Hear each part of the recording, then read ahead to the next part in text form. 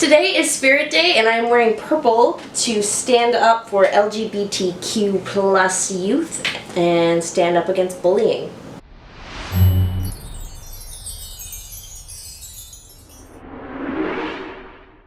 This video is not a Real Talk Friday, but I think that this is an issue that's kind of important to talk about because I was bullied when I was younger. What? Who would have thunk a weird nerd like me would have been bullied? And then I was gay on top of it? Whoa!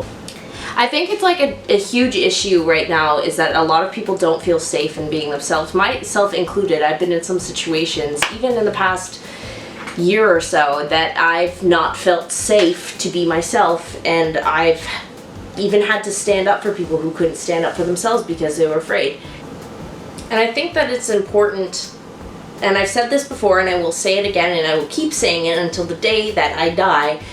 You don't have to be out if you don't want to, and nobody should ever be forced out, and you have to be safe for the environment that you're in.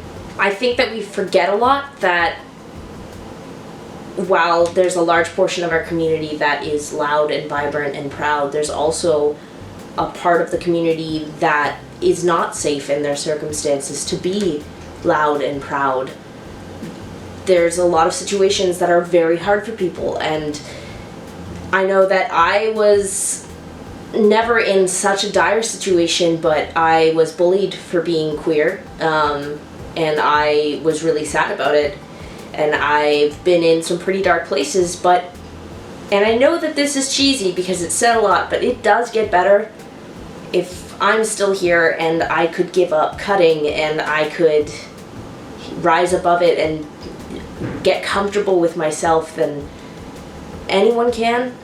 With a lot of work. I'm not saying it's easy, I'm saying that it's possible, which is kind of hopeful. Spirit Day is important to me because for a very, very long time in my life I was terrified of who I was, and I was terrified of being bullied, and I was terrified of not making it to whatever age because I was sick and wrong, and there was all of these things about myself that I didn't know how to deal with, and nobody really talked about it. And Spirit Day is an opportunity to look around the world and see that you have allies, and see that you're not alone, and that there's millions of people everywhere that care about you and support you and love you even when you can't love yourself. And like a little tiny version of me really could have used this when I was growing up. It would have saved me a lot of pain and trouble and gained me a lot of self-understanding rather than me struggling for so very, very long. So I think Spirit Day is just an important way to tell the people around you, even if they haven't told you anything or you don't even know that they're LGBTQ plus, that you care about them and you support them and you're there for them whenever their time to be open is, and that you're a shoulder and a safe place for them. And I think that's something that a lot of youth need and a lot of bullies need to see, because